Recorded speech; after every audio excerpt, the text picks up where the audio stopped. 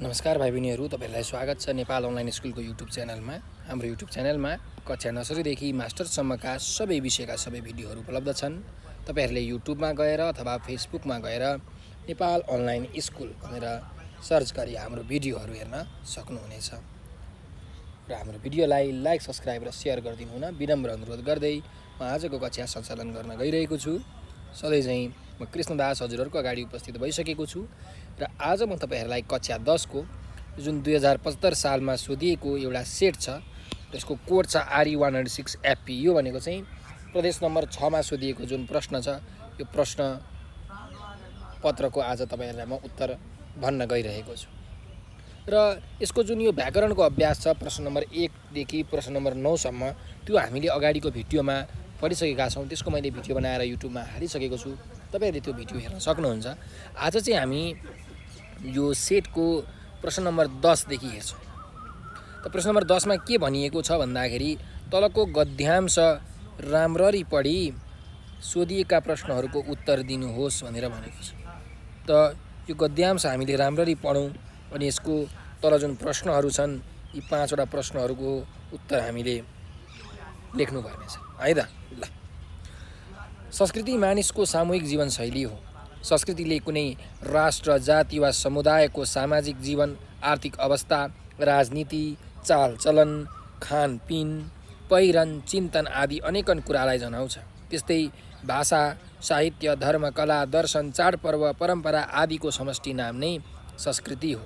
संस्कृतिले कुनै राष्ट्र, जाति वा समुदायका मानिसका खाने तरिका, बोल्ने तरिका, सोच्ने तरिका, हिँड्ने तरिका आदिलाई समेत जनाउँछ। कुनै समयको समाजले त्यति बेलाको सामाजिक आवश्यकताका लागि बनाएको आचार, व्यवहार वा क्रियाकलापले निरन्तरता पाएपछि त्यो संस्कृति बन्दछ। संस्कृति कुनै पनि राष्ट्र, जाति वा समुदायलाई चिनाउने मुख्य आधार हो। संस्कृति समाजलाई एकताबद्ध गर्ने एउटा कडी पनि हो। व्यक्तिगत रूपमा मानिस विभिन्न भए पनि सांस्कृतिक रूपमा त्यो एउटा समुदाय वा राष्ट्रको अङ्गको रूपमा रहेको हुन्छ भनेर हामीलाई एउटा अनुच्छेद दिएको छ। त यो अनुच्छेदमा हामीलाई प्रश्नहरू सोधिएको छ। पहिलो प्रश्न छ, हेरौँ, संस्कृति केलाई भनिन्छ। त यहाँ हामीले संस्कृतिको एकदमै लामो परिभाषा लेख्न सक्छौँ, तर त्यति धेरै लामो पनि लेख्नु पर्दैन। तपाईले यसरी उत्तर लेख्न सक्नुहुन्छ कि संस्कृति मानिसको सामूहिक जीवनशैली हो। कुनै राष्ट्र, जाति वा समुदायको सामाजिक जीवन, आर्थिक अवस्था, राजनीति, चालचलन, खानपिन, पहिरन, चिन्तन आदिको समष्टि रूपलाई नै संस्कृति भनिन्छ भनेर यसरी लेख्नुहोस्। संस्कृति मानिसको सामूहिक जीवनशैली हो। कुनै राष्ट्र, जाति वा समुदायको सामाजिक जीवन, आर्थिक अवस्था, राजनीति, चालचलन, खानपिन, पहिरन, चिन्तन आदिका समष्टि रूपलाई नै संस्कृति भनिन्छ, यसरी है। अब अर्को प्रश्नमा जाउँ। अर्को प्रश्न के छ भने संस्कृतिको निर्माण कसरी हुन्छ भनेर हामीलाई यहाँ सोधेको छ है। अब संस्कृतिको निर्माण कसरी हुन्छ भन्दाखेरि कुनै समयको समाजले त्यति बेलाको सामाजिक आवश्यकताका लागि बनाएको आचार, व्यवहार वा क्रियाकलापले निरन्तरता पाएपछि संस्कृतिको निर्माण हुन्छ भनेर हामीले लेख्न सक्छौँ है।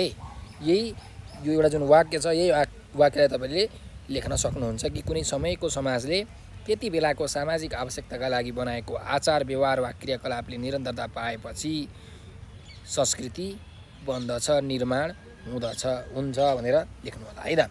ल, अर्को चाहिँ यो प्रश्नमा जाउँ। आवश्यकताका लागि को कारक र विभक्तिको नाम लेख्नुहोस् भनेर भनेको छ। अब यहाँ कुन कारक र कुन विभक्ति छ भनेर भनेको छ। जुन यो आवश्यकताका लागि भनेर भनिएको शब्द छ, यसमा चाहिँ सम्प्रदान कारक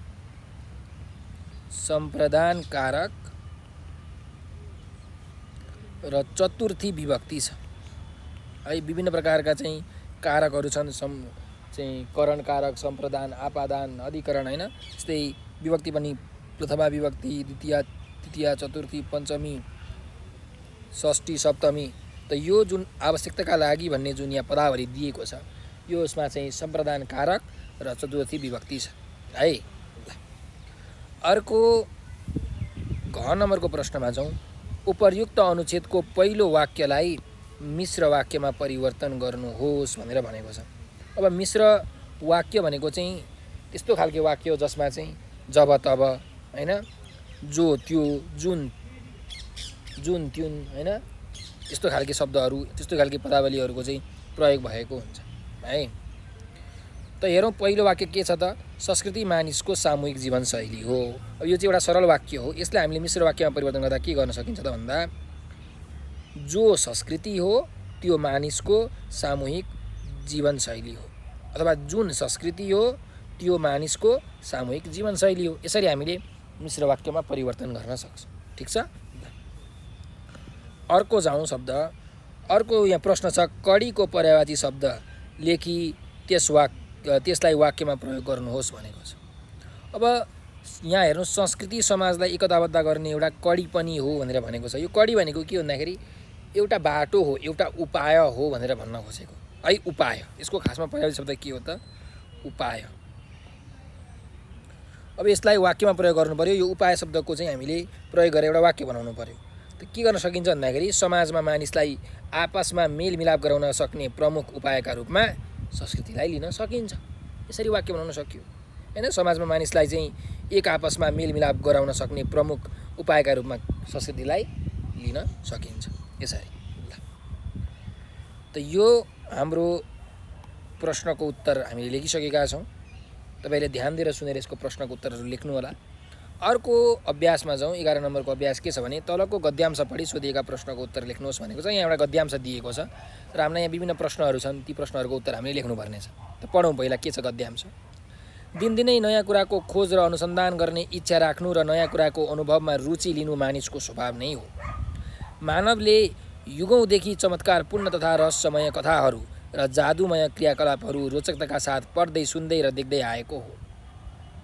आफूले आदेश दिनसाथ कुनै काम तुरुन्त सम्पन्न हुन सकोस्, आफूलाई त्यसमा धेरै श्रम, सम्पत्ति र समय खर्च गर्नु नपरोस् भन्ने मानिसका युगौँदेखिका चाहना हुन्।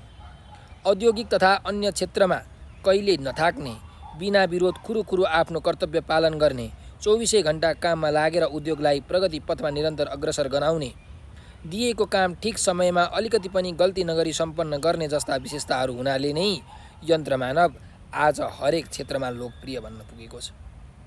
यसमा यो काम गर्ने कि नगर्ने, किन गर्ने, यो कामबाट के कस्ता लाभ वा हानि हुन्छन्, यस कामबाट मेरो भविष्य के होला भन्ने जस्ता द्विधात्मक मनस्थिति नहुने हुँदा यन्त्र मानवले दिएको आदेश झर्को नमानी सम्पन्न गर्ने गर्दछ।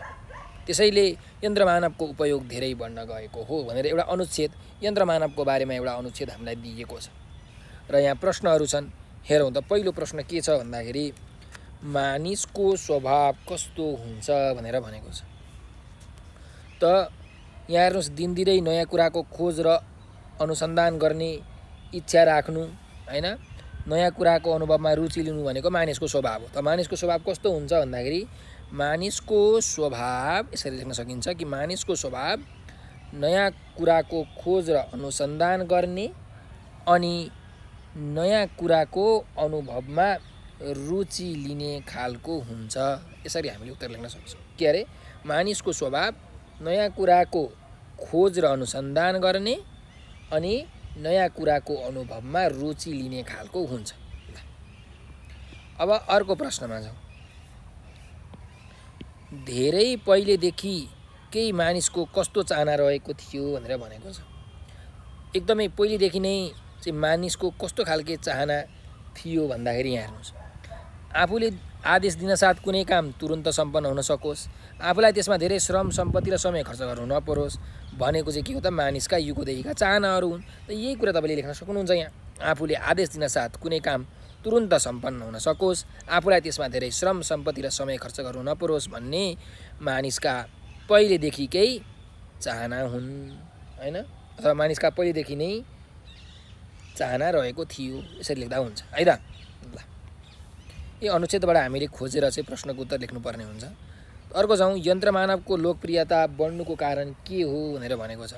किन यन्त्र मानवको चाहिँ लोकप्रियता बढिरहेको छ भन्दाखेरि औद्योगिक तथा अन्य क्षेत्रमा कहिले पनि नथाक्ने, बिना विरोध कुरो आफ्नो कर्तव्य पालन गर्ने, 24 घण्टा काममा लागेर उद्योगलाई प्रगति पथमा निरन्तर अग्रसर गराउने, दिएको काम ठिक समयमा अलिकति पनि गल्ती नगरी सम्पन्न गर्ने जस्ता विशेषता हुनाले यन्त्र मानवको लोकप्रियता बढेको हो है। यन्त्र मानवको लोकप्रियता बढेको हो भनेर यसरी हामीले लेख्न सक्छौँ है। अब अर्को प्रश्नमा जाउँ। अर्को प्रश्न के छ भने यन्त्र मानवले किन कुनै काम झर्को नमानी सम्पन्न गर्दछ भनेर भनेको छ।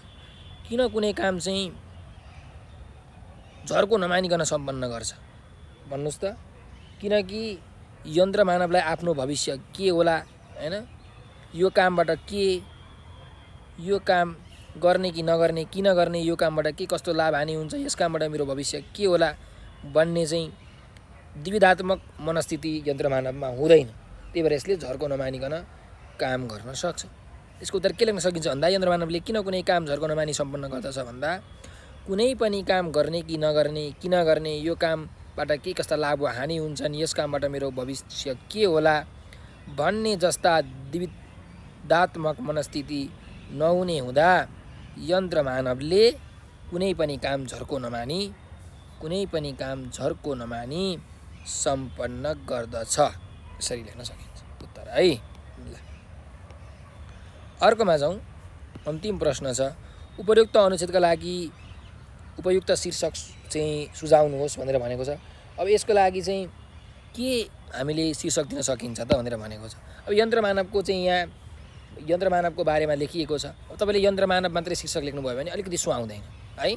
शीर्षक के लेख्न सकिन्छ भन्दाखेरि यन्त्र मानवको उपयोग अथवा यन्त्र मानवको महत्त्व जे लेखे पनि हुन्छ है शीर्षक। तर अलि राम्रो हुनु पर्यो है।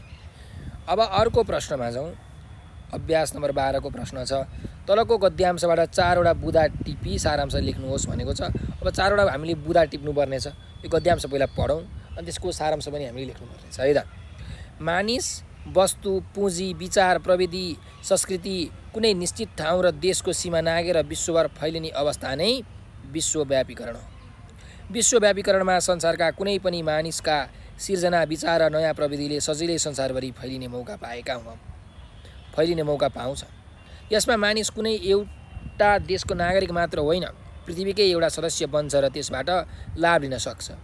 विश्वव्यापीकरणकै कारण अहिले संसारभरिका मानिसले सूचना र प्रविधिको लाभ लिन पाएका छन्। सूचना र प्रविधिको विश्वव्यापीकरणले संसारभरिका घटना, ठाउँ, जाति, संस्कृतिबारे थाहा पाउन सकिएको छ। साथै इमेल, ई-हेल्थ, ई-लाइब्रेरी, ई-लर्निङ, ई-मार्केटिङ जस्ता सुविधाहरू पाएको छ। मानिसलाई चाहिने वस्तु, ज्ञान, विज्ञान, प्रविधि, पुँजी, श्रम आदि सबै ठाउँमा समान रूपमा पाइँदैनन्। आजको मानिसका असीमित रहर र आवश्यकताको परिपूर्ति एकै ठाउँ र एउटै देशबाट सम्भव छैन। काम हुने ठाउँमा काम गर्ने मानिस हुँदैनन्। कहीँ मानिस हुन्छन् तर काम हुँदैनन् र बेरोजगार बस्नुपर्ने हुन्छ। विश्वव्यापीकरणसँगै यी समस्या समाधान हुँदैछन् भनेर हामीलाई एउटा यहाँ चाहिँ अनुच्छेद दिएको छ, गद्यांश दिएको छ। यहाँबाट चाहिँ हामीले बुँदा टिप्नुपर्ने छ है। त यसरी बुँदा टिपौँ कि निश्चित ठाउँमा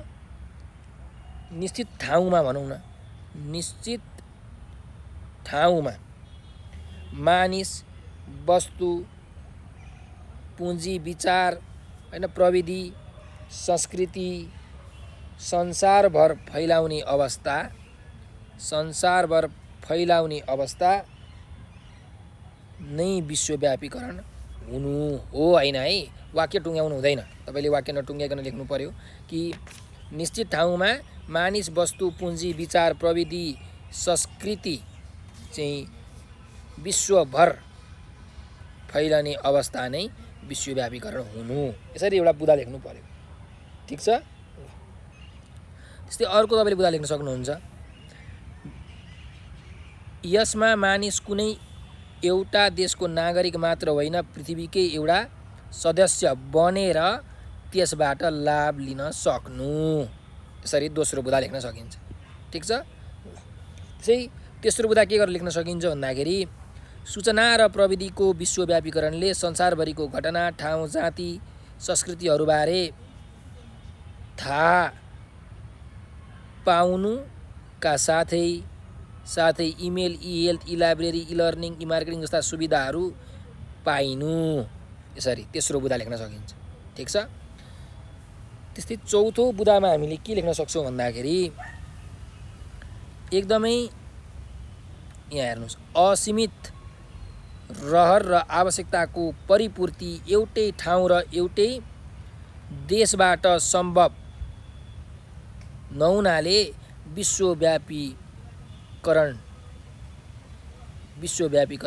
भइरहेको छ भनेर यसरी हामीले अर्को बुँदा टिप्न सक्छौँ। यसरी तपाईहरुले 4 वटा बुँदा चाहिँ टिप्नु होला है। ल, यी 4 वटा बुँदा तपाईले टिपिसकेपछि अब सारांश तपाईहरुले लेख्नुपर्ने हुन्छ। सारांश गर्दाखेरि चाहिँ जहिले पनि 1/3 सारांश गर्नुपर्छ। भनेको यदि अनुच्छेदमा 100 वटा शब्द छ, 90 वटा शब्द छ भने तपाईले 30 वटा शब्दमा चाहिँ सारांश गर्नुपर्ने हुन्छ। 1-2 वटा घटबड भए त्यसले केही फरक त्यस्तो पार्दैन। ठीक छ। ल, अब सारांश लेख्दाखेरि जहिले पनि एउटा चाहिँ शीर्षक दिनुपर्ने हुन्छ। म एउटा शीर्षक दिन्छु,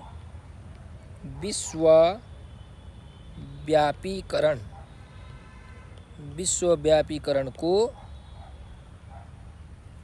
योगदान भनेर एउटा ल मैले यहाँ शीर्षक दिएँ। ठीक छ। यसरी सारांश लेख्नु पर्यो अनि यसको शीर्षक दिनु पर्यो अनि सारांश लेख्नु पर्यो एकदम छोटोमा। तपाईले जुन बुँदाहरू टिप्नु भएको छ त्यही बुँदाहरूमा केन्द्रित भएर त्यही बुँदालाई पनि अझै छोटो बनाएर तपाईहरुले सारांश लेख्न सक्नुहुन्छ। यसको सारांश कसरी लेख्ने भन्दाखेरि चाहिँ विश्वव्यापीकरणकै माध्यमबाट चाहिँ हामीले विभिन्न प्रकारका लाभ लिन सक्छौँ। निश्चित ठाउँमा देशको व्यक्ति, वस्तु र विचारहरू संसारका सामूहिक विकासमा संसारले एकैचोटि सफलता पाएका छन्। मानिसका असीमित इच्छा आकांक्षाहरूलाई पूरा गर्न विश्वव्यापीकरणकै विशेष योगदान छ भनेर यसरी हामीले लेख्न सक्छौँ सारांश, छोटो मिठो बनाएर। ल, अब अर्को अभ्यासमा जाउँ। तलका कुनै एक प्रश्नको उत्तर दिनुहोस् भनेर भनेको छ। अब यहाँ हामीलाई प्रश्नहरू दिएका छन्। यी प्रश्नहरूको चाहिँ हामीले उत्तरहरू लेख्नुपर्ने छ। ठीक छ। त हेरौँ, पहिलो प्रश्न छ क नम्बरको प्रश्न। तल दिएका बुँदाहरूका आधारमा कथा तयार पारी उपयुक्त शीर्षक पनि दिनुहोस् भनेर भनेको छ। 4 नम्बरको प्रश्न छ। अब एउटा कथा तयार पार्नु पर्यो है। त हामी पहिला पढौँ के छ त यो कथाको यहाँ बुँदाहरू, ती बुँदाहरू पढौँ अनि एउटा राम्रो तरिकाले कथा हामीले लेख्न सक्छौँ है। अनि एउटा शीर्षक पनि हामीले दिनुपर्ने हुन्छ। धनजिते र गुमाने 2 छिमेकी हुनु।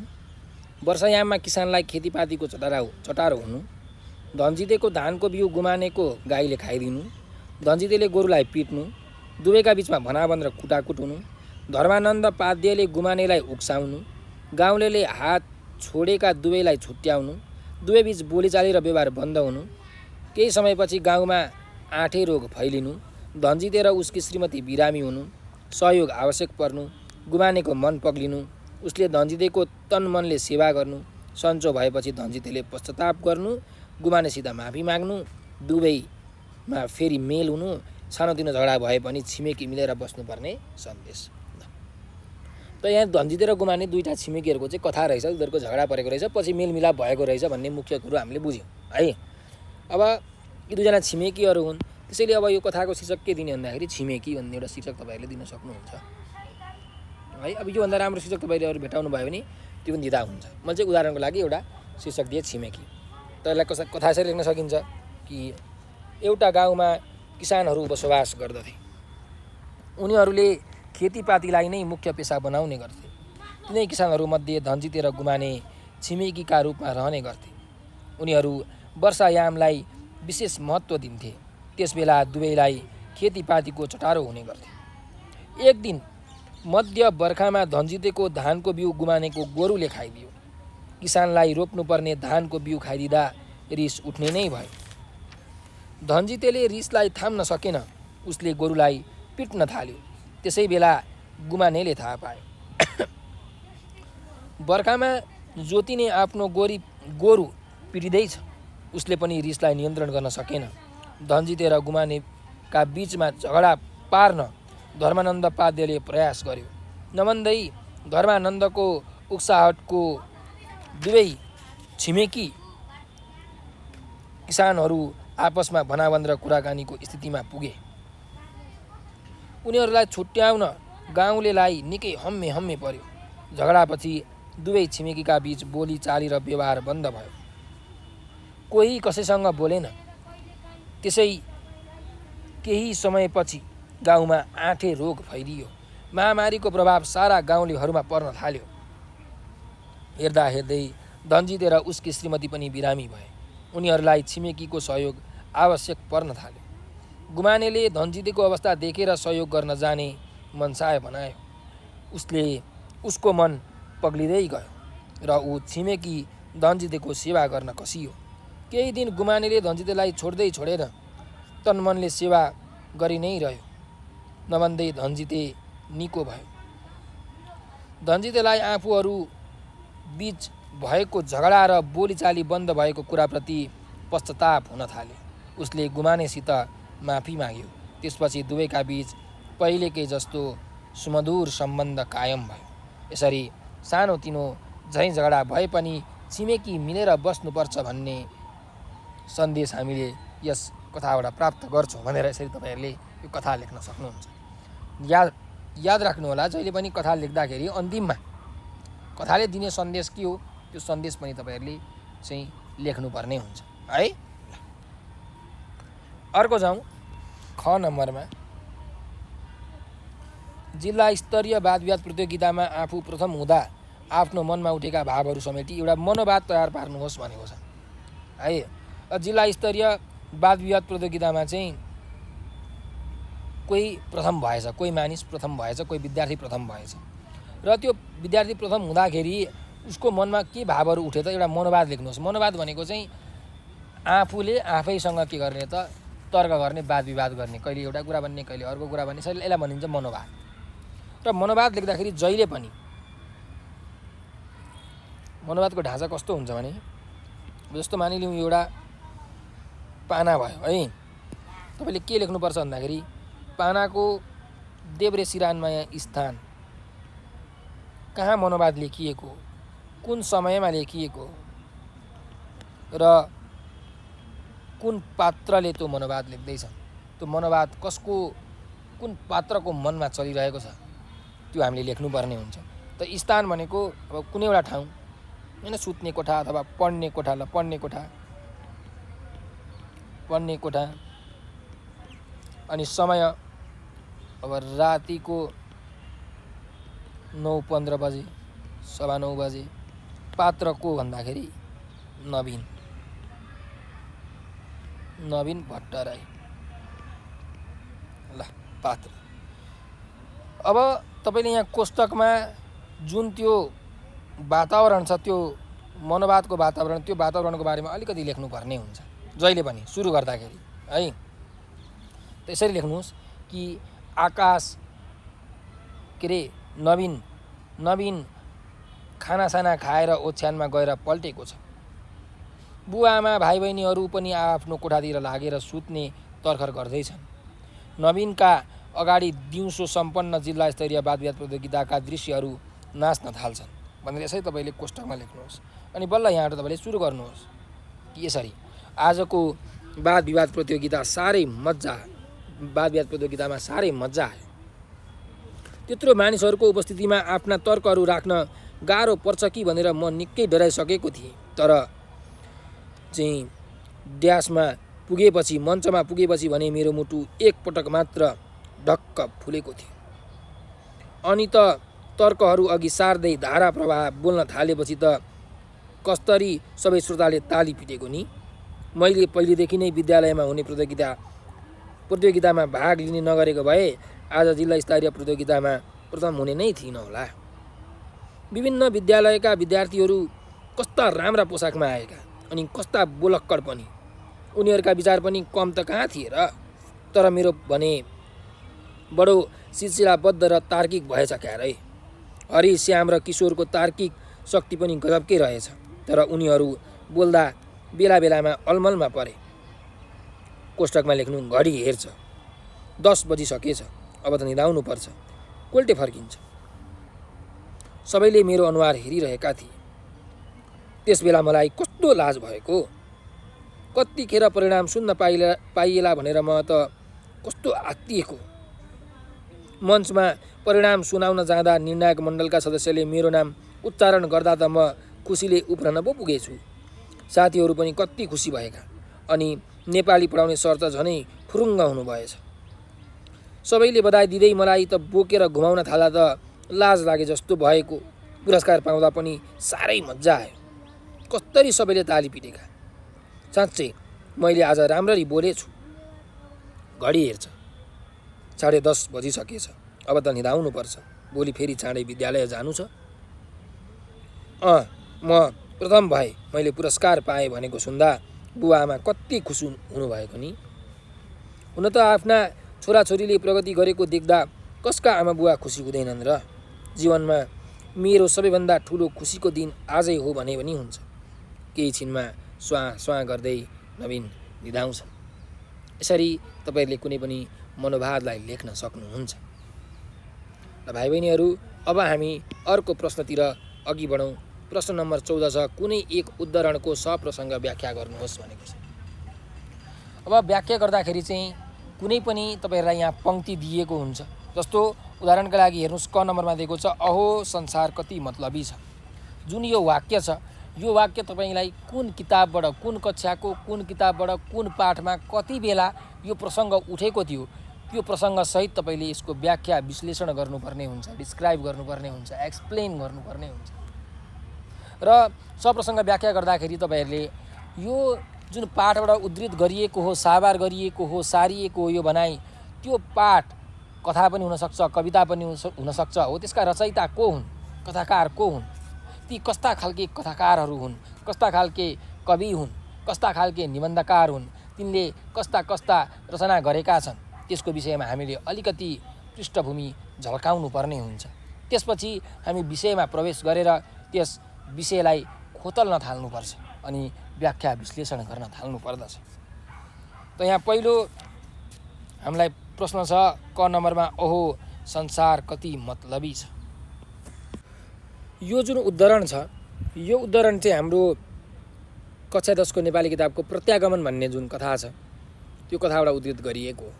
र यसका लेखक हुनुहुन्छ गुरुप्रसाद मैनाली। त यसलाई यसरी लेख्न सकिन्छ कि प्रस्तुत उद्धरण कक्षा 10 को नेपाली किताबको प्रत्यागमन शीर्षकको कथाबाट उद्धृत गरिएको हो। यसका कथाकार गुरुप्रसाद मैनाली हुन्। मैनाली सामाजिक विषयवस्तुमा आधारित कथा लेख्ने सुप्रसिद्ध कथाकार हुन्। उनले आफ्ना कथामा नेपाली ग्रामीण समाजको सुन्दर तस्बिर उतारेका छन्। सरल बोलीचालीको भाषामा नेपाली ग्रामीण समाजको सही तस्बिर उतार्न सिपालु मैनालीको प्रत्यागमन सामाजिक विषयवस्तुमा आधारित चर्चित कथा हो।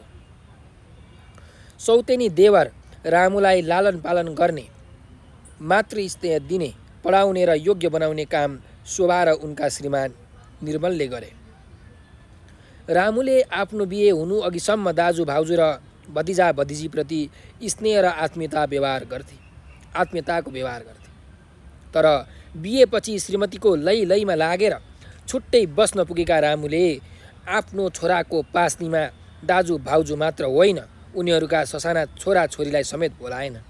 यस्तो कृतज्ञ बनेको रामुका बारेमा टिप्पणी गर्ने क्रममा शोभाले मनमनै भन्ने सिलसिलामा यो माथिको अंश दिएको अंश आएको।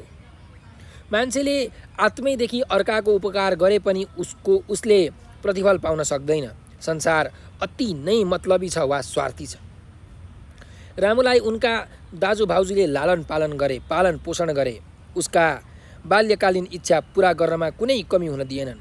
हर वखत आफ्नै सन्तानलाई स्याहार सुसार गरे झैँ रामुको हेरविचार गरे।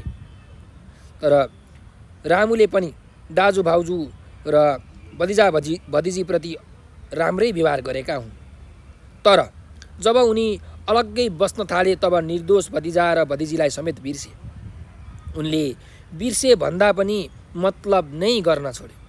उनका चरित्रमा स्वार्थीपना देखियो। यस्तो स्वार्थीपना संसारमा प्रशस्त देखिने गर्छ। संसार स्वार्थी छ। स्वार्थको पछि लागेपछि मान्छेले विवेक गुमाउँछ। उसले आफूमाथि गरेको उपकार पनि बिर्सिन्छ। रामुले यस्तै चरित्र प्रदर्शन गरेका छन्। आश्चर्य उत्पन्न गर्ने शब्द र भाषिक चिन्हको प्रयोगका साथ मान्छेमा देखिने स्वार्थी प्रवृत्तिप्रति व्यङ्ग्य गर्दै त्यस्तो स्वार्थीपना त्याग्नुपर्ने सन्देशलाई यहाँ निकै आकर्षक तथा मनमोहक रूपमा प्रस्तुत गरिएको छ भनेर यसरी हामीले व्याख्या गर्न सक्छौँ। त्यस्तै गरिकन यहाँ अर्को प्रश्न छ ख नम्बरमा। यहाँ हेर्नुहोस्, एउटा यहाँ यो कविताको छोटो एउटा अंश यहाँ राखिएको छ। यो चाहिँ म सडक बोल्दैछु भन्ने जुन कविता छ पारिजातद्वारा लिखित, त्यो कविताबाट साभार गरिएको हो। मलाई झुर सडक, खत्तम र रद्दी सडक भन्नेहरू, आफूलाई कुखुराको गुलाबी फुल सम्झेर सुरक्षित घुमफिर गर्नेहरू, जसलाई सोध्नु पर्ने हो उहीसँग सोध सडक किन यस्तो भयो। जसलाई सोध्नु पर्ने हो उहीसँग सोध सडक किन यस्तो भयो। यसरी यो गद्य कविताको यहाँ छोटो अंश दिएको छ। अब यसलाई हामीले व्याख्या गर्नुपर्नेछ। त्यसरी यसको व्याख्या गर्न सकिन्छ कि प्रस्तुत कवितांश कवयित्री पारिजात 1994-2050 द्वारा लिखित म सडक बोल्दैछु कविताबाट उद्धृत गरिएको हो। मानिसको जीवनशैली नै सजिलो तुल्याउने र विकासलाई दर्शाउने सडकको विशेषतालाई यस कवितामा प्रस्तुत गरिएको छ। जस्तो सुकै दुःख कष्ट सहेर पनि अरूकै लागि अस्तित्ववान बनेको सडकको अवस्थालाई प्रस्तुत कवितांशले सङ्केत गरेको छ। मानिसहरूले सडक बनाउँछन्। सडक बनाउनका लागि अनेकौँ पहाडहरू र चट्टानहरू समेत ब्लास्टिङ गर्न पुग्दछन्। सङ्घर्षपूर्ण तरिकाले बनाइएका सडकहरूमा मानिस मात्र होइन, त्यहाँ सवारी साधनहरूको समेत सडकमै प्रतिस्पर्धाको लागि घुइँचो लाग्दछ। सवारी साधनहरू आपसमा कहिले ठोक्किन्छन्, कहिले भिरबाट तल खस्न पुग्दछन्। नेपालमा जोगीमारा, नागढुङ्गा, कुर्लिनघाट, ओडारे भिर आदि सडक खण्डहरूमा अकल्पनीय दुर्घटनाहरू समेत हुन पुग्दछन्। तर सडकमा सवारी साधनहरू दुर्घटनाग्रस्त हुनुका पछाडि केवल सडकको मात्र दोष हुँदैन। सडक त हरेक बाढी पहिरो आदिमा हराएर पनि बन्ने गर्दछ। मानिसहरू कुरै नबुझी सडकलाई गाली गर्दछन्, झुर वा रद्दी भन्दछन्। वास्तवमा जो मानिसले आफूलाई कुखुराको गुलाबी फुल जस्तो सम्झेर सडकलाई गाली गरिरहन्छन् तिनीहरूले सत्य तथ्य बुझेका छैनन्। सडक बिग्रुनुमा सडकको मात्र दोष कहिल्यै हुँदैन। दुर्घटना हुनुमा पनि सडकको मात्र दोष हुँदैन। यी सबै कुरा त मानिसहरूकै कारणले हुने गर्दछन्। यस प्रकार प्रस्तुत कवितांशले आफ्नो अवस्थालाई नहेरी अरूलाई दोष लगाउने मानिसहरूप्रति सत्य कुरा बुझ्न आह्वान गरेको छ। कसैलाई गलत आरोप लगाउनुभन्दा पहिले आफ्नो स्वभावमाथि निहाल्नका लागि सङ्केत गरेको छ। अरूलाई दोष दिने र आफू पन्चिने मानवीय व्यवहारप्रति लक्षित कविताका प्रत्येक हरफहरू लयात्मक ढाँचामा प्रस्तुत भएका छन् भनेर यसरी हामीले यसको व्याख्या गर्न सक्छौँ। त्यस्तै यहाँ 15 नम्बरमा अर्को प्रश्न छ, तलका कुनै 2 प्रश्नको उत्तर दिनुहोस् भनेको छ। क नम्बरमा हेरौँ के छ। तलको निबन्धांश पढी अन्त्यमा सोधिएका प्रश्नहरूको उत्तर दिनुहोस् भनेको छ। यहाँ एउटा निबन्धको अंश छ र यो अंश पढेर हामीले यहाँ 2टा जुन प्रश्नहरू छन् ती प्रश्नहरूको उत्तर लेख्नुपर्ने छ। कतिपय अवस्थामा संस्कृतिका नाममा विकृतिले प्रश्रय पाइरहेको हुन्छ। संस्कृति मानिसको भलाइका लागि हो। अन्धविश्वास, विभेद, शोषण, उत्पीडन आदि संस्कृति नभएर विकृति हुन्। हामी कहाँ दाइजो, तिलक, बोक्सी, छुवाछुत, बलि प्रथा जस्ता खराब प्रथाहरू छन् जसलाई हामीले संस्कृतिका नाममा जोगाइरहेका छौँ। घुस खाने, भ्रष्टाचार गर्ने, अरूलाई दुःख दिने, नराम्रो काम गरेर पनि धनी बन्नुपर्छ भन्ने चिन्तन र व्यवहार विकृति हुन्, संस्कृति होइनन् भनेर यहाँ एउटा निबन्धांश दिएको छ। तपाईँले पाठमा यो निबन्ध पढ्नु भएको छ। यो निबन्धको आधारमा चाहिँ तपाईँहरूले यहाँ भएका प्रश्नहरूको उत्तर लेख्नुपर्ने हुन्छ। त यहाँ हाम्रो पहिलो प्रश्न के छ भने हाम्रो समाजमा बढेका विकृतिहरू के हुन् भनेर हामीलाई सोधेको छ। जुन हाम्रो समाजमा विकृतिहरू छन्, नराम्रो कुराहरू छन्, नराम्रो अवस्थाहरू छन्, ती अवस्थाहरू चाहिँ के हुन् भनेर हामीलाई यहाँ सोधेको छ। त्यसको उत्तर लेख्दाखेरि हामीले समाज भनेको के हो त समाजको छोटो एउटा परिचय दिनुपर्ने हुन्छ। समाजमा मानिसहरू कसरी बस्दछन्, संस्कृति र विकृतिमा के भिन्नता छ त्यो विषयमा अलिकति खुलाउनु पर्ने हुन्छ अनि बल्ल हामी विषयमा प्रवेश गरेर विकृति के छन् त भनेर त्यसको बारेमा विश्लेषण गर्नुपर्ने हुन्छ। त्यसको उत्तर यसरी लेख्न सकिन्छ कि समाज मानिसहरूको देन हो। मानिसहरूको जीवनशैलीका आधारमा समाजको निर्माण हुन्छ। जस्तो जीवनशैली हुन्छ त्यस्तै मानिसले आचार संहिता बनाउन थाल्दछ, नियम कानुन बनाउन थाल्छ। आचार संहिताले समाज व्यवस्थित होस् अथवा सुसंस्कृत होस् भन्ने मान्यता राखेको हुन्छ। वैज्ञानिक चिन्तन लागू नहुँदासम्म समाजमा आचार संहिताका रूपमा विभिन्न संस्कृतिहरू विकसित भइसकेका थिए। धर्म र पापका नाममा सामाजिक नीति नियमहरू स्थापित भएका थिए। जतिसक्दो समाज अनुशासित, मर्यादित र आदर्शपूर्ण हुन सकोस् भन्ने सोचाइकै फलस्वरूप समाजमा सभ्य संस्कृतिको विकास भएको थियो। खास गरी मानिसको भलाइका लागि संस्कृतिको परिकल्पना गरिएको थियो। समय र भूगोल अनुसार संस्कृतिमा भिन्नताहरू देखा परे पनि सबै संस्कृतिको उद्देश्य मानिसहरूको भलाइ गर्नु नै थियो। हिजोआज पनि तिनै प्राचीन सभ्यता र संस्कृतिलाई समयअनुसार परिवर्तन गर्दै मानिसहरूले आत्मसात गर्दै आएका छन्। संस्कृति जुन उद्देश्यका साथ समाजमा स्थापित भएको थियो त्यसमा बिस्तारै प्रभाव पर्न थालेको छ। संस्कृतिका नाममा विकृतिहरू देखा पर्न थालेका छन्। खास गरी नेपाली समाजमा अन्धविश्वास, विभेद, शोषण र उत्पीडनहरू विकृतिका रूपमा देखा परेका छन्। अहिले पनि समाजमा संस्कृतिका नाममा विकृतिहरू फैलिने क्रम जारी छ। यसरी हाम्रो समाजमा संस्कृतिका रूपमा विकृतिहरू बढ्दै आएका छन्। अन्धविश्वासले मानवको भलाइभन्दा कतिपय अमानवीय घटनाहरूलाई निम्त्याएको छ। मानिसका बीच विभेद कायमै छ। अझै पनि हाम्रो समाजमा शोषण र उत्पीडन उन्मूलन हुन सकेको छैन। दाइजो, तिलक, बोक्सी, छुवाछुत र बलिप्रथा आदि नै हाम्रो समाजका विकृतिहरू हुन् भनेर हामीले यसको उत्तर लेख्न सक्छौँ। त्यस्तै गरी भाइ बहिनीहरू, अब अर्को प्रश्नमा जाउँ। छुवाछुत र दाइजो प्रथालाई किन खराब भनिएको हो? त हाम्रो समाज अनेकौँ राम्रा सभ्यता र संस्कृतिहरू भएको समाज हो। मानिसको भलाइका लागि अनेकौँ आदर्श नीति नियमहरू लागू गरिएको समाज हो। यहाँ विज्ञान वा कानुनभन्दा पहिले सामाजिक भलाइ र विकासका लागि केही मान्यताहरू स्थापित हुँदै आएका छन्। धर्मले पापको परिकल्पना गर्दै समाजलाई नियन्त्रित गर्दै आएको थियो। मातापिता, गुरु, अतिथि, रोगी, बालबालिका र असहायप्रति विशेष मान्यताहरू स्थापित भएका थिए। संस्कृतिको राम्रो उदाहरण मानिए पनि यहाँ संस्कृतिसँगै विकृतिहरू पनि फैलिन थाले। तिनै विकृतिहरूमध्ये छुवाछुत र दाइजो प्रथालाई पनि लिन सकिन्छ। सुरुमा काम अनुसारको वर्ण अथवा जात जातिका रूपमा मानव समाज विकसित भए पनि पछि त्यसैको विकृतिले छुवाछुत प्रथा निम्त्यायो। कामका आधारमा नभई जन्मका आधारमा मानिसहरूलाई वर्गीकरण गरियो। ठुलो जात र सानो जात, पानी चल्ने र नचल्ने जस्ता विकृतिहरू फैलिन पुगे। जन्म, मृत्यु, रगत लगायतका उस्तै हुँदै पनि हाम्रो समाज छुवाछुतको मान्यतामा फस्दै गयो। यसरी छुवाछुत हाम्रो समाजको खराब पक्ष हो। छुवाछुत जस्तै विवाहमा छोरी पक्ष दुलाहा पक्षलाई श्रद्धावश दिने उपहार दाइजोका रूपमा स्थापित हुन पुग्यो। सकी नसकी गरेर भए पनि दाइजो दिनुपर्ने बाध्यात्मक अवस्था सिर्जना गरियो। नेपाली समाजमा यो दाइजो प्रथाले धेरैको घरबार ध्वस्त पारेको छ। यस प्रकार छुवाछुत र दाइजो प्रथा नेपाली संस्कृतिसँगै विकसित भएका विकृतिहरू हुन्। यिनले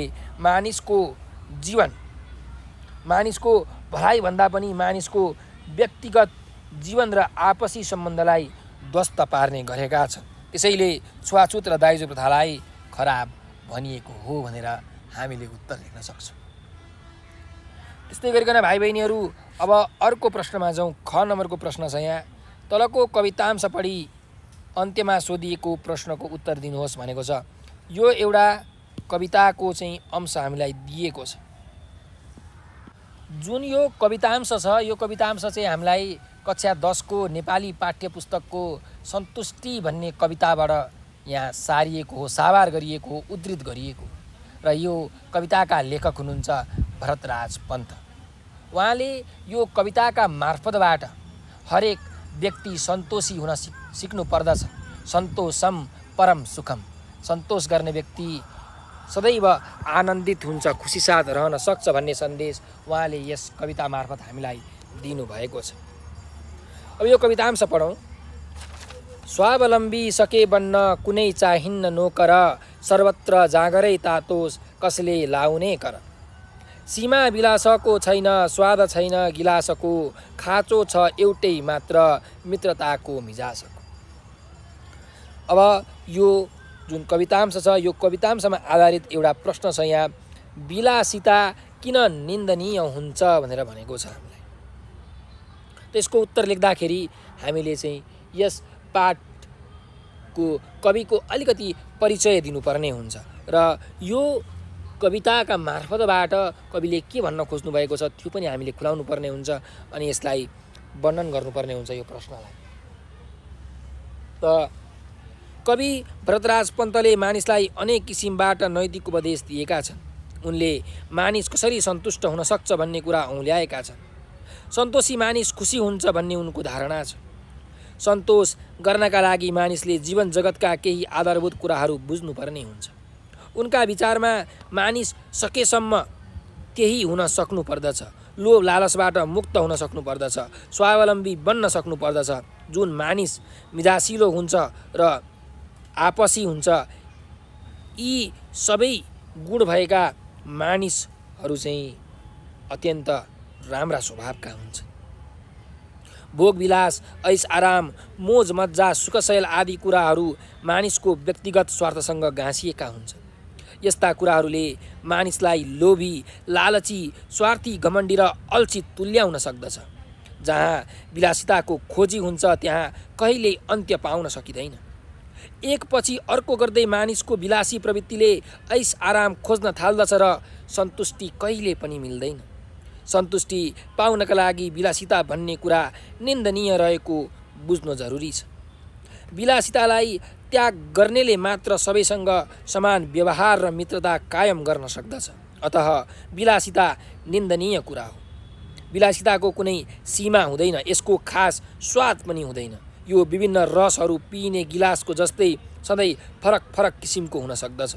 जसरी प्रत्येक पटक गिलासभित्रको वस्तुको मानिसलाई असन्तोषी बनाउँछ, त्यसरी नै विलासिता भन्ने कुरा असन्तोषी बनाउने भएकाले यो सधैँ निन्दनीय हुन्छ भनेर यसको हामीले उत्तर लेख्न सक्छौँ।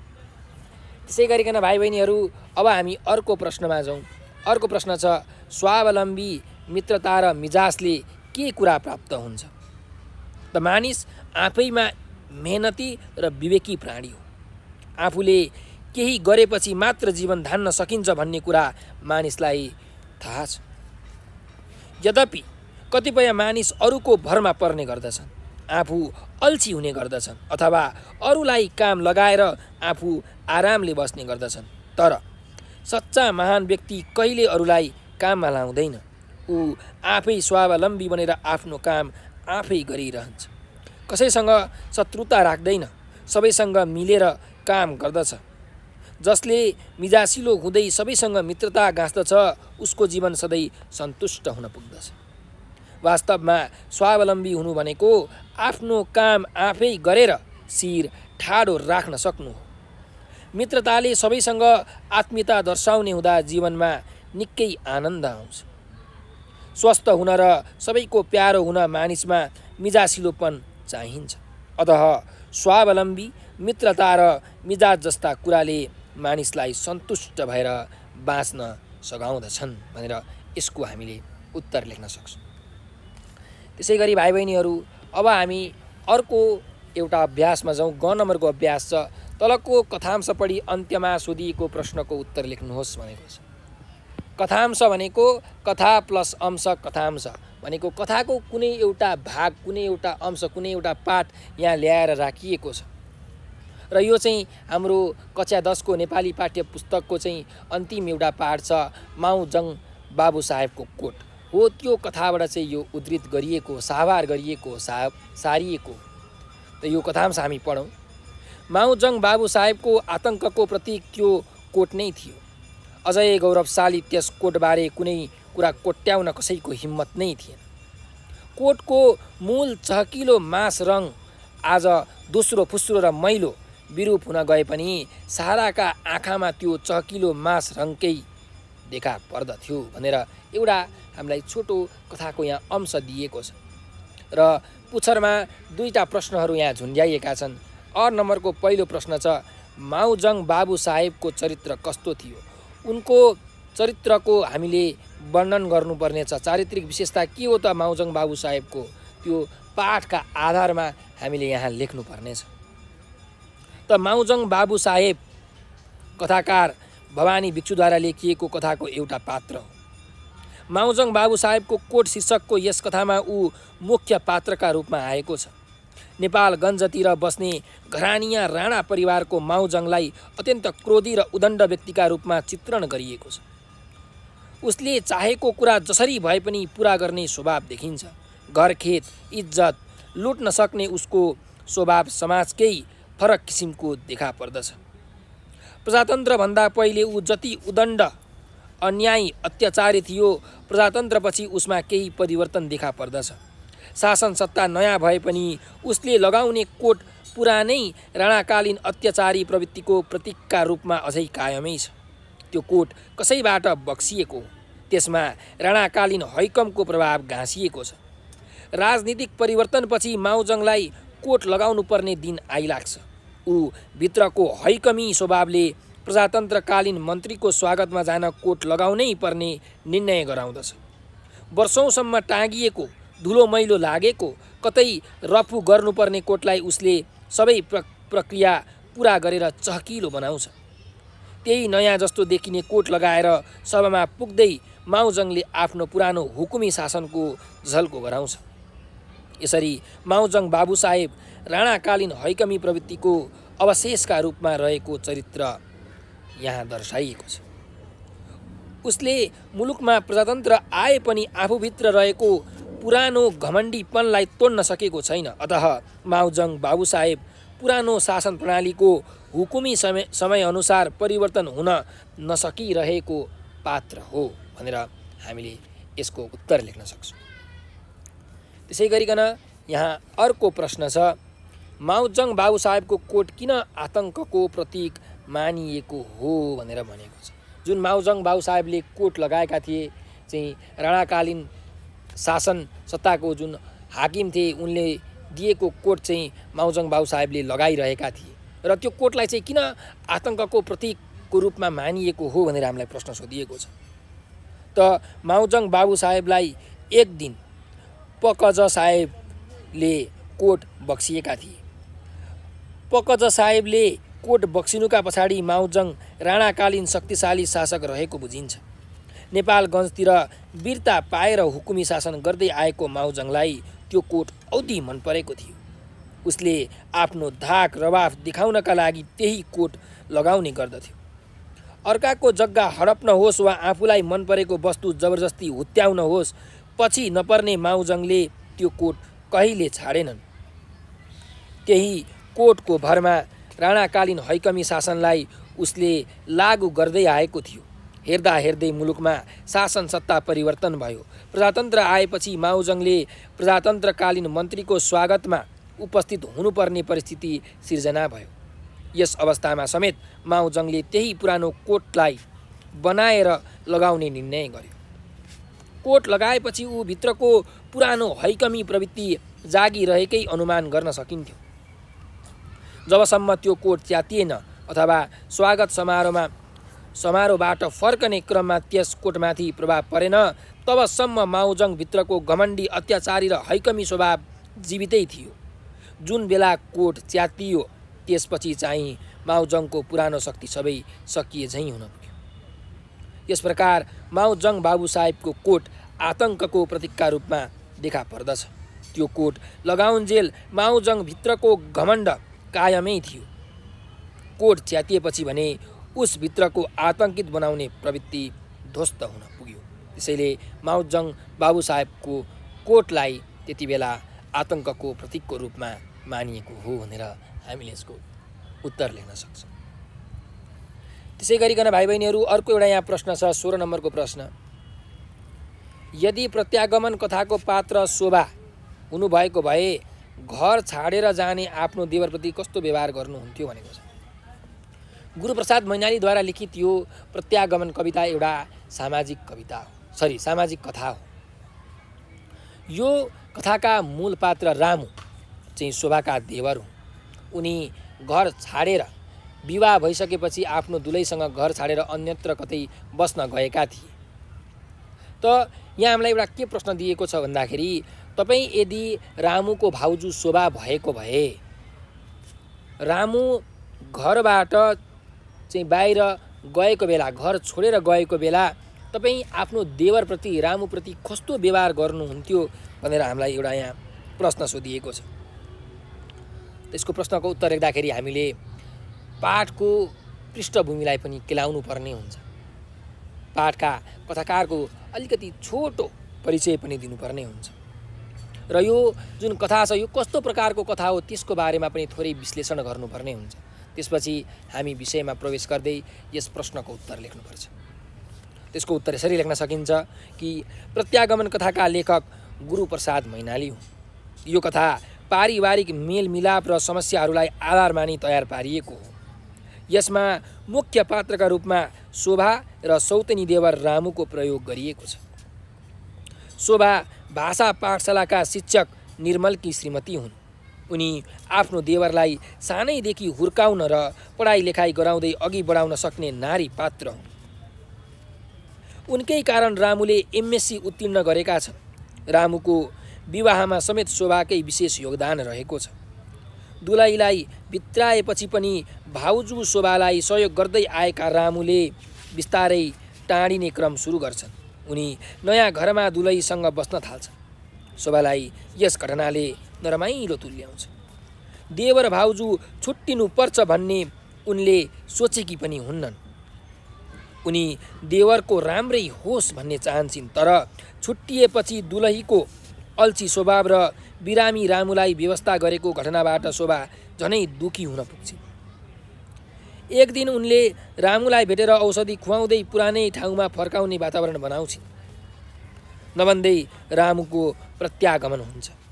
यसरी रामुलाई सुरुदेखि बिरामी हुन्जेल लगातार सेवा गर्ने शोभाको व्यवहार साँच्चीकै प्रशंसनीय रहेको मानिन्छ। यदि म प्रत्यागमन कथाको पात्र शोभा हुनु परेको भए सायद घर छाडेर जाने देवरप्रति खासै वास्ता गर्दिनथे होला। दुलहीका लैमा लागेर शोभाले गरेका सहयोगी क्रियाकलापहरू बिर्सिएर माफी दिन्न थिए होला। सौतेनी देवर र दुलहीले जेसुकै गरून् भनेर आँखा चिम्लन्थे होला। तर दयालु शोभाले देवरलाई माफी दिँदै पुरानो ठाउँमा फर्काएको देखेपछि म स्वयं पनि दङ्ग परेको छु भनेर हामीले यसको उत्तर लेख्न सक्छौँ। त्यसै गरिकन भाइ बहिनीहरू अब हामी अर्को प्रश्नमा जाउँ। अर्को प्रश्न छ प्रश्न नम्बर 17। तल कुनै एक प्रश्नको विवेचनात्मक उत्तर दिनुहोस् भनेर भनेको छ। पहिलो क नम्बरको प्रश्न छ तलको कवितांश पढी सोधिएको प्रश्नको उत्तर दिनुहोस् भनेर हामीलाई यहाँ एउटा कवितांश दिएको छ। यो कवितांश चाहिँ वर्षा कविताबाट उद्धृत गरिएको। यस कविताका रचयिता कवि महाकवि लक्ष्मी प्रसाद देवकोटा हुन्। त यो वर्षा कविताको माध्यमबाट चाहिँ महाकवि लक्ष्मी प्रसाद देवकोटाले वर्षाको अत्यन्त भावपूर्ण श्रद्धापूर्वक चाहिँ व्याख्या विश्लेषण गर्नुभएको छ। त पढौँ हाम्रो यो कवितांश। धुली खोला सलिल बरसी साना जस्तो अटुट पाई प्राणी अमृत लहरी फस्टिने छन् अछुट दौरामा छन् जलधि दुहिता साम्य कारुण्य भाव फैली चाँडो मुख अवनीको हुन्छ आनन्द लुट भनेर एउटा यहाँ कविताको अंश दिएको छ। र हामीलाई यहाँ एउटा प्रश्न छ। कविले वर्षा कवितामा प्रकृतिको वर्णन कुन रूपमा गरेका छन् विवेचना गर्नुहोस् भनेर भनेको छ। त लक्ष्मी प्रसाद देवकोटा विक्रम सम्मत 1966 2016 द्वारा लिखित वर्षा एक प्रकृतिपरक कविता हो। यस कवितामा वर्षाकालीन प्रकृतिको अत्यन्त मनमोहक र सुन्दर चित्रण गरिएको छ। वर्षा ऋतु भन्नाले वर्षातको मौसम वा पानी पर्ने समय भन्ने बुझिन्छ। यो ऋतु प्राकृतिक समय विभाजन अनुसार श्रावण र भाद्र 2 महिनासम्म रहन्छ। आषाढ महिनाभन्दा पछि र आश्विन र कार्तिक महिनाभन्दा अघि आउने ऋतु नै वर्षा ऋतु हो। यस बेला थितिजका चारै दिशाबाट उठ्ने काला काला बादलहरू आकाशमा मडारिन थाल्छन् र बिजुली चम्किन थाल्दछ। बादल पनि गज्रन बर्सन थाल्दछ। ससाना खहरेहरू धुलो मैलो सोरेर उर्लिन थाल्दछन्। यसैले प्राकृतिक संसारमा खुसीको वर्षा भइरहेको हुन्छ भन्दै कविले प्रकृति सम्बन्धी आफ्नो भावपूर्ण विचारहरूलाई यस कविताको अंशबाट प्रस्तुत गर्नुभएको छ। अतः प्रकृति प्रेम नै यस कविताको मूल भाव हो। वर्षाले प्रकृति र मानवमा नयाँ जीवन सञ्चार गर्दछ। वर्षाको अभावमा समस्त चराचर जगत र प्राणीको अस्तित्व सङ्कटमा पर्छ। प्रचण्ड गर्मीपछि वर्षा ऋतुको आगमनले प्रकृति र मानव जगतमा हर्षको बहार छाएको हुन्छ।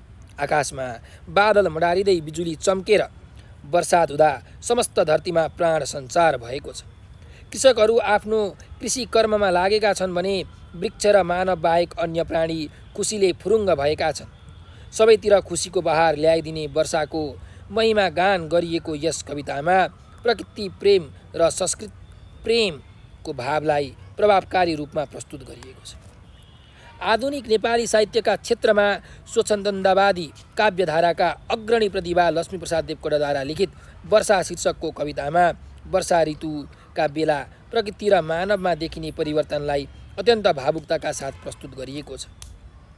देवकोटा स्वयं प्रकृति प्रेमी कवि हुन्। उनलाई प्रकृतिका हरेक गतिविधिले भावुक र संवेदनशील बनाइदिन्छ। उनी प्रकृतिसँग मजाले दोहोरो कुराकानी गर्न सक्छन्। वर्षा ऋतुका बेला प्रकृति र मानवमा देखिएका परिवर्तनलाई वर्षा कवितामा उनले स्वाभाविक रूपमा प्रस्तुत गरेका छन्। वर्षा शब्दले वर्षाद, पानी पर्ने काम, पानीको वर्षाद आदि अर्थ प्रकट गर्दछ। मौसम र प्राकृतिक अवस्था अनुसार वर्षभरिका 2-2 महिनाका दरले फेरिने वातावरणको स्थिति वा त्यसअनुसार हुने समय विभाजनलाई ऋतु भनिन्छ। कविले यस कवितामा वर्षा ऋतुको महिमा गान गरेका छन्। अतः वर्षा ऋतु प्राकृतिक समय विभाजन अनुसार श्रावण र भाद्र महिनामा पर्दछ। यसरी कवि देवकोटाले यस कवितामा प्रकृतिलाई मित्र वा साथीको रूपमा हेर्दै वर्षा ऋतुले प्रकृति र मानवमा पारेका प्रभावको वर्णन गरेका छन्।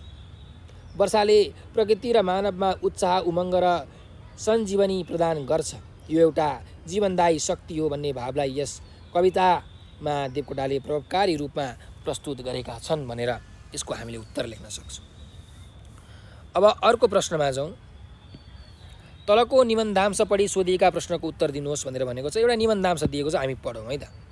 नेपालमा हरेक जाति समुदायका आफ्नै मौलिक सिप प्रविधि र उत्पादन छन्। हामीसँग धातु, काठ, ऊन, बाँस, माटो, पात, कपास आदिका सामान बनाउने आफ्नै प्रकारको सिप र प्रविधि थियो, अझै छ। हाम्रा आफ्नै मौलिकतामा राडी, पाखी, गलैँचा, कागज, कपडा, भाँडाकुँडा, मूर्ति आदिको उत्पादन हुने गरेको पाइन्छ। विश्वव्यापीकरणको बढ्दो प्रभावसँगै आयातित उत्पादनको बढ्दो प्रयोगले हाम्रो मौलिक उत्पादनहरू सङ्कटमा पर्दै गएका छन्। यसैले हामीले हाम्रा मौलिक उत्पादनलाई प्रवर्धन गर्नु आवश्यक छ।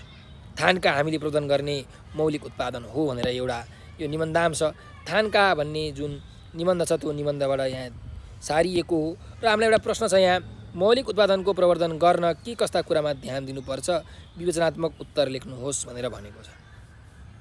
त यसलाई हामीले यसरी लेख्न सक्छौँ। नेपालका आफ्नै मौलिक कला र संस्कृतिहरू छन्। यो बहुजातीय तथा बहुभाषा संस्कृति भएको मुलुकका कारण यहाँ मौलिक सभ्यता र संस्कृतिमा विविधता रहँदै आएको पाइन्छ। प्राचीन कालदेखि विभिन्न सभ्यता र संस्कृतिहरूका साथै सिप र प्रविधिमा समेत मौलिकता कायम गर्दै आएको मुलुक नेपाल नै हो। नेपाली जाति वा समुदायका मौलिक सिप प्रविधि र उत्पादनहरूमा विशेष गुणहरू पाइन्छ। यहाँ विभिन्न धातुबाट, काठबाट, ऊन, बाँस र माटो आदिबाट अथवा पात र कपास आदिबाट मौलिक किसिमले सामानहरू बनाउने सिप र प्रविधि पाइन्छ। यहाँको मौलिक उत्पादन प्रवर्धन गर्नका लागि पशुपालनसँगै राडी, पाखीको उत्पादन गर्न सकिन्छ। ऊन र कपासबाट गलैँचा निर्माण गर्न सकिन्छ। यहाँ कागज, कपडा, भाँडाकुँडा र मूर्ति आदिको उत्पादनको प्रशस्त सम्भावना र स्रोतहरू पाइन्छ। यसकारण मौलिक उत्पादनको प्रवर्धनका लागि हामी नेपालीले स्थानीयकरणमा जोड दिनुपर्दछ।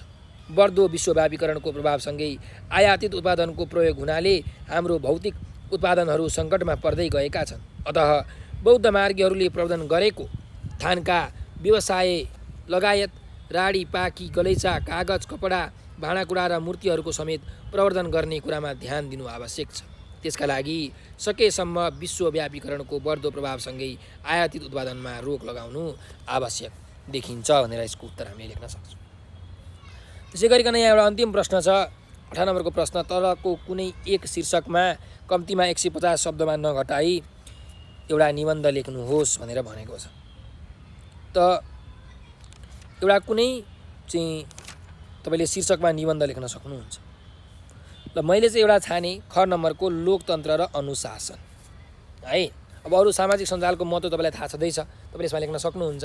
मेरो देश मेरो कर्मभूमि यो पनि तपाईँले लेख्न सक्नुहुन्छ।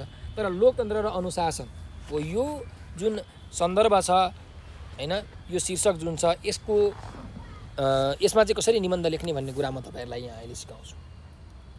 जनताको बहुमतद्वारा छानिएको प्रतिनिधिहरूको सम्मति अनुसार शासन व्यवस्था चल्ने र नीति निर्धारण आदि हुने शासन प्रणालीलाई लोकतन्त्र भनिन्छ। यसलाई अर्को शब्दमा जनतन्त्र वा प्रजातन्त्र पनि भन्न सकिन्छ। अझ स्पष्ट शब्दमा भन्दा जनताका प्रतिनिधिहरूद्वारा शासन चलाउने व्यवस्थालाई लोकतन्त्र भनिन्छ।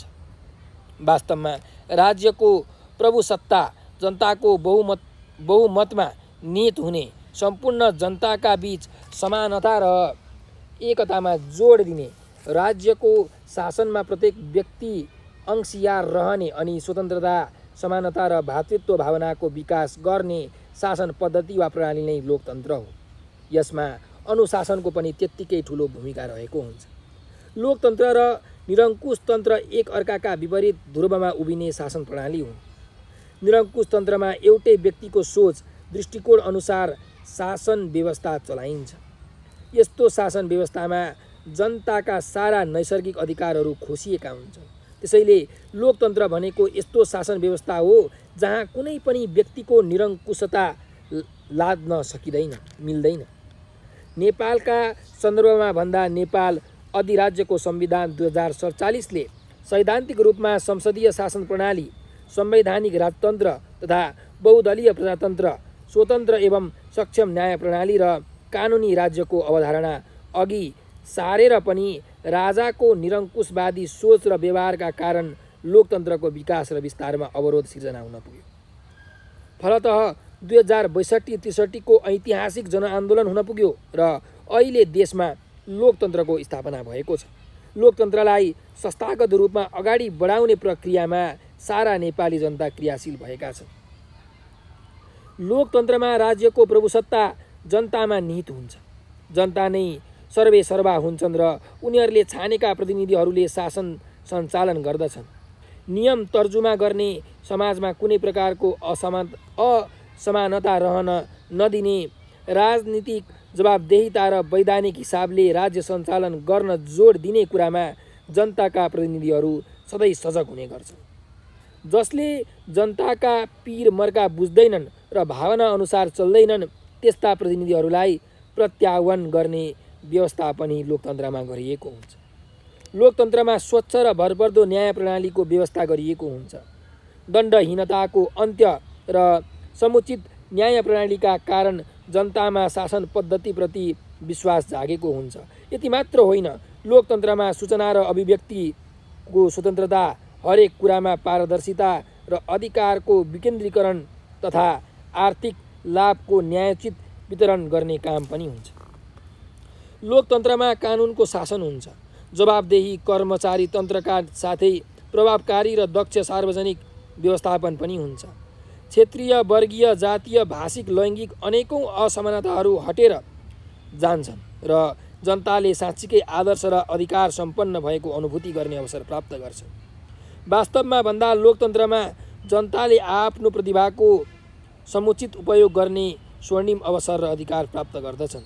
लोकतन्त्र भएमा मुलुकमा जनताका छोरा वा जो कोही पनि राष्ट्र प्रमुख वा सरकार प्रमुख बन्न सक्छ। यस्तै जुनसुकै जात र वर्गको मानिस पनि नेता वा शासक बन्न सक्छ। त्यसैले लोकतन्त्रमा जनताले स्वतन्त्र रूपमा अगाडि बढ्ने र र आफ्नो प्रतिभाको परिचय दिने अवसर प्राप्त गर्दछ। वर्तमान समयमा संविधान निर्माण मार्फत हाम्रो देशमा पनि लोकतन्त्रलाई बलियो बनाउने कार्यमा सारा नेपाली जनता लागि परेका छन्। यस महायज्ञमा सबैको सक्रिय र भरपर्दो सहभागिता हुन सक्यो भने लोकतन्त्र सफल हुने र देशमा दिगो शान्ति स्थापनाका साथै देश नयाँ युगको चरणमा प्रवेश गर्ने कुरा निर्विवाद छ। जनता र देशको भलो हुने लोकतन्त्रका पक्षमा आज सबै सक्रिय भएर यसलाई स्थापित र सुदृढ गर्ने काममा अनुशासित भई सहयोग पुर्याउनु युगको माग भएको छ भनेर हामीले यसको उत्तर लेख्न सक्छौँ। र यो सँगसँगै हाम्रो सबै प्रश्नका उत्तरहरू सकिएका छन्। भाइ बहिनीहरू, तपाईँहरूलाई यो भिडियो कस्तो लाग्यो कमेन्टमा प्रतिक्रिया दिन नबिर्सनुहोला। र तपाईँहरूले केही कुरा बुझ्नु भएन, जान्नु भएन अथवा केही कुराहरू सोध्न मन लागेको छ भने यो नम्बर 9849595895 मा हामीलाई भाइबर, टेलिग्राम र व्हाट्सएपमा म्यासेज गर्नुहोला। साथसाथै हजुरहरूले हामीलाई टिकटक, फेसबुक, ट्विटर र इन्स्टाग्राममा पनि फलो गर्न सक्नुहुन्छ। टिकटक, फेसबुक, ट्विटर र इन्स्टाग्राममा नेपाल अनलाइन स्कुल लेखेर सर्च गर्नुहोला र हामीलाई फलो गर्नुहोला। किनकि हामीले त्यहाँ नेपाली विषयको मात्रै होइन, सामाजिक, अङ्ग्रेजी, compulsory math, optional math, EPS लगायत सम्पूर्ण एसीका चाहिँ विषयहरूको ओल्ड क्वेसन सोलुसनको भिडियो बनाएर हालेका छौँ। मोडल क्वेसन सेटहरूका सोलुसनको भिडियो बनाएर हालेका छौँ। च्याप्टर वाइज क्वेसनका सोलुसनको भिडियो बनाएर हालेका छौँ।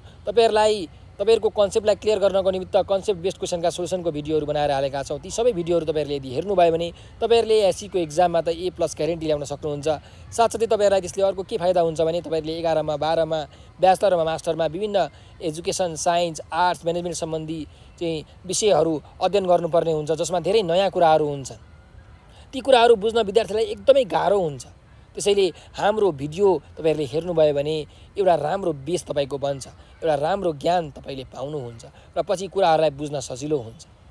त्यसैले हाम्रो भिडियो कृपया हेरिदिनुहोला। तपाईँहरूलाई यो एकदमै फाइदाजनक छ र हाम्रो भिडियोलाई लाइक, सब्सक्राइब र सेयर गरेर नेपाल अनलाइन स्कुललाई सदैव साथ दिइराख्नुहोला भनेर म बिदा लिन चाहन्छु। हजुरहरूले यो भिडियो अन्तिमसम्म हेरिदिनु भयो, त्यसको लागि हजुरलाई हृदयबाट धेरै धेरै धन्यवाद छ। स्वस्थ रहनुहोस्, व्यस्त रहनुहोस्, मस्त रहनुहोस्।